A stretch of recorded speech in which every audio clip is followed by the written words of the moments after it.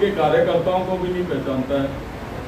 और 5 साल north east किस तरीके का एरिया है वो आप लोग सब भली भांति वाकिफ है। छोटी छोटी गलियों का एरिया है, गांव का एरिया है, अनऑथराइज्ड कॉलोनीज का एरिया है, सीमापुरी जैसी रीसेटलमेंट कॉलोनी जिसमें है, बुराड़ी जैसे विशाल एरिया जिसके अंदर है, जिसको एक छोर अगर जहांगीरपुरी से शुरू होता है तो दूसरे छोर में अनऑथराइज्ड कॉलोनीज और गांव का इलाका है। और इन तमाम एरियाज को जानने के लिए हर एरिया की अलग समस्या है, हर एरिया की डेवलपमेंट के लिए अलग एजेंसीज है। और मैं समझता हूँ कि 10 साल का जो तजुर्बा मनोज तिवारी जी का है, अब नॉर्थ ईस्ट के लोगों को उसका लाभ लेने का अवसर है। और 10 वर्ष जिस व्यक्ति की सीनियोरिटी हो जाए, और इन 10 सालों में एक आदमी दिल्ली में आप ऐसा ढूंढ के नहीं ला सकते जो ये कहे 10 साल बहुत लंबा अरसा होता है, बड़े बड़े लोगों का दिमाग खराब हो जाता है। 10 साल में एक व्यक्ति पूरी दिल्ली में और नॉर्थ ईस्ट में आप ऐसा नहीं ढूंढ के ला सकते जो कहे कि मनोज तिवारी जी ने सभ्य तरीके से उसके साथ जो है व्यवहार ना किया, ठीक ढंग से जो है उससे बात ना की। और दूसरी तरफ ये सब बातें मैं इसलिए कह रहा हूँ कि मैं दिल्ली में प्रदेश कांग्रेस कमेटी का अध्यक्ष था और कांग्रेस में उससे बड़ा पद नहीं मिल सकता था मुझे। और प्रश्न ये है कि मैं क्यों वो पद छोड़ के आया। वो इसलिए छोड़ के आया कि जिस तरीके का बेमेल गठबंधन आप पार्टी और कांग्रेस पार्टी का है, उसका सबसे बड़ा एग्जाम्पल नॉर्थ ईस्ट में है। इसीलिए आज मनोज जी के समर्थन में आप लोगों को संबोधित करने के लिए आए। किसी भी गठबंधन का बेसिक असूल क्या होता है? किसी भी गठबंधन का बेसिक असूल ये होता है कि वो कहे कि हम इसलिए गठजोड़ करके आए हैं कि आगे हम लोगों के लिए ये करेंगे, हम उस क्षेत्र के लिए ये करेंगे, या हम लोग मिलजुल के जो है देश के अंदर जो ये कमियां हैं इनको दूर करने के लिए ये करेंगे। आप सब समाज के सबसे जागरूक वर्ग हो, पत्रकार होने के नाते मैं आपसे प्रश्न पूछ रहा हूँ, क्या इंडिया गठबंधन का कोई कॉमन मिनिमम प्रोग्राम दिल्ली में बना है? क्या दोनों पार्टियों ने मिलकर कोई कॉमन मिनिमम प्रोग्राम बनाया है कि हम लोग ये दिल्ली के लोगों के लिए करेंगे? तो मैच केवल चुनाव लड़ने के लिए और किसी ना किसी तरीके से चुनाव जीतने के लिए ये गठबंधन है। इस गठबंधन का दिल्ली के विकास या नॉर्थ ईस्ट के विकास से कोई लेना देना नहीं है। अन्यथा दोनों पार्टियां मिलकर एक कॉमन मिनिमम दो अब इंडिया गठबंधन में हो क्या रहा है कि लालू यादव जी अलग चल रहे हैं, ममता बनर्जी जी अलग चल रही है। दिल्ली में चुनाव हम अगर इकट्ठे भी लड़ रहे हैं या आप पार्टी और कांग्रेस पार्टी, तो भी जो है इनका कॉमन मिनिमम प्रोग्राम नहीं है। कांग्रेस का वर्कर कांग्रेस के उम्मीदवार पे विश्वास नहीं कर रहा, वो आम पार्टी के कार्यकर्ताओं पे विश्वास ज्यादा कर रहा है कांग्रेस के वरिष्ठ पर। और आप पार्टी वाले कांग्रेस उनको 1 मिनट के लिए नहीं सुहाती है। और अजीबोगरीब गठबंधन है कि दिल्ली के जो लीडर हैं अभी वो पंजाब के भी प्रभारी हैं। वो जब पंजाब में कहते हैं तो कहते हैं केजरीवाल चोर है, और दिल्ली में आते हैं तो कहते हैं कि गलत तरीके से गिरफ्तारी होगी।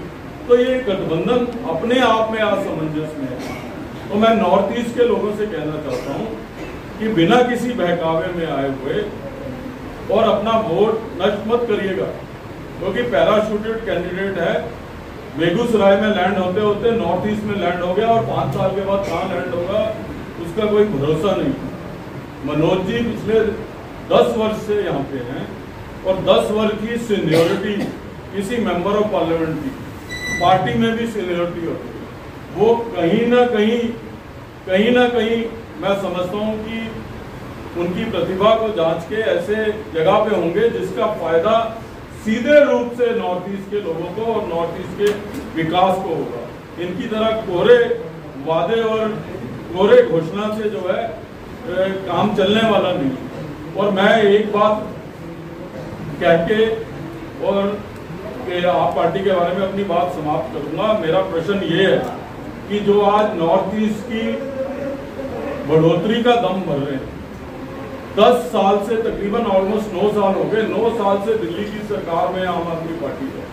वो 9 साल में जो कुछ नहीं कर पाए वो एक मेंबर ऑफ पार्लियामेंट का चुनाव जीत के कैसे कर लेंगे। आज भी जो है, चाहे वो भजनपुरा की सड़कें हों, चाहे वो करावल नगर की सड़कें हों, चाहे वो पीने के पानी की समस्या की बात हो, सीमापुरी के लोगों के अंदर कूड़ा करकट की बात हो, तो कौन जिम्मेवार है उसका। दिल्ली की सरकार में रह के वो कोई काम नहीं कर पा रहे तो लोकसभा के अंदर जीत के कैसे कर लेंगे। कॉर्पोरेशन के अंदर वो सत्ता में है तब नहीं प्रॉब्लम दूर कर पा रहे। और केवल पूरी घोषणा कल तक जो है, जो ये कहा करते थे कि हम डीटीसी के अंदर महिला की सुरक्षा के लिए मार्शल लगाएंगे। मैं समझता हूं कि अब समय आ गया है कि उन मार्शल्स की ड्यूटी करके उनको चीफ मिनिस्टर हाउस में रखने की जरूरत है, क्योंकि महिला तो डीटीसी बस की तो छोड़ दो, वहां भी सुरक्षित नहीं है। और केवल ये बीजेपी की मानसिकता केवल इस घटना से नहीं खाली आती है। 20 सीटों के ऊपर देश के अंदर, पार्लियामेंट के अंदर आम आदमी पार्टी जो है वो चुनाव लड़ रही है। 13 पंजाब की, 4 दिल्ली की, 1 हरियाणा की, 2 गुजरात की। इनकी मानसिकता कैसी है कि इस 20 की 20 सीट पे एक भी महिला प्रत्याशी को ये इस लायक नहीं समझते। जो महिलाओं को 1000 रुपए देने की बात करते हैं, वो महिलाओं को केवल 1000 रुपए तक रखना चाहते हैं।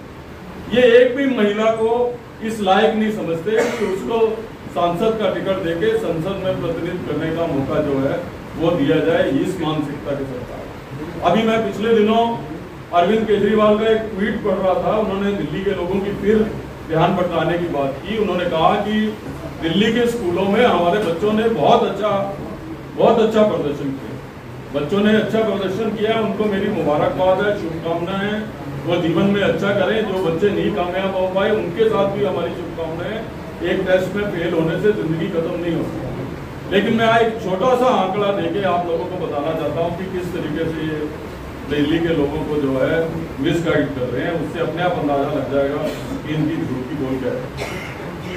अभी उन्होंने कहा कि 2024 के इस में 10th के अंदर 94% आया है। इस बार 10वीं के बोर्ड के अंदर दिल्ली में 1,64,496 बच्चों ने टेस्ट दिया। उसमें से 94% बच्चे जो है, 94% बच्चे पास हुए, जिसकी वाहवाही मुख्यमंत्री जी ने दी। मैं उनको याद दिलाना चाहता हूं कि जो लास्ट साल था दिल्ली में सरकार का, जब से उन्होंने टेक ओवर किया, 2012-13 में 2 लाख बच्चे अपीयर हुए थे 10वीं के टेस्ट के लिए। 2 लाख बच्चे। तो 2013 के मुकाबले आज दिल्ली की आबादी बढ़ी है कि घटी है? 2013 में 2 लाख बच्चे 10वीं के टेस्ट के लिए अपीयर होते हैं। आज 1,64,000 यानी 36,000 बच्चे जो 2012-13 में 10वीं के बोर्डों में बैठे थे, उससे 36,000 बच्चे कम। तो दिल्ली के स्कूल सक्सेसफुल है कि फेल है? कि बढ़ती हुई पॉपुलेशन के बावजूद बच्चे जो है यहाँ कम है। और 2012-13 में 10वीं का पास रिजल्ट मनोज जी 99.45 था। बच्चे कम हो गए, रिजल्ट 5% कम हो गए। तो ये दिल्ली के स्कूलों का हाल है। तो इसलिए कहना चाहता हूं कि इनकी बातों में, इनके कोरे नारों में दिल्ली के लोगों को और नॉर्थ ईस्ट के लोगों को बहकने की जरूरत नहीं है। और मैं इस मंच के माध्यम से तमाम कांग्रेस के वर्कर्स से भी अपील करना चाहता हूं, ये मंच भारतीय जनता पार्टी का जरूर है, कि आप ऐसे उम्मीदवार का साथ मत दीजिए जो आप पे भरोसा नहीं कर रहा। और दिल्ली के लोगों से यह अपील करना चाहता हूं कि कांग्रेस वाले आप पे भरोसा नहीं कर रहे, आप वाले कांग्रेस पे भरोसा नहीं कर रहे, तो कोई कारण नहीं है कि दिल्ली के लोग इनके ऊपर भरोसा करें। और मुझे पूरी उम्मीद है कि मनोज तिवारी जी, ना केवल मनोज तिवारी जी, दिल्ली में 7 सीटें भारतीय जनता पार्टी जीतेगी। और मनोज तिवारी जी एक नए रिकॉर्ड के साथ जो है और नॉर्थ ईस्ट की सीट से जो है जीत के आएंगे। मेरी शुभकामनाएं उनके साथ है। बहुत बहुत धन्यवाद।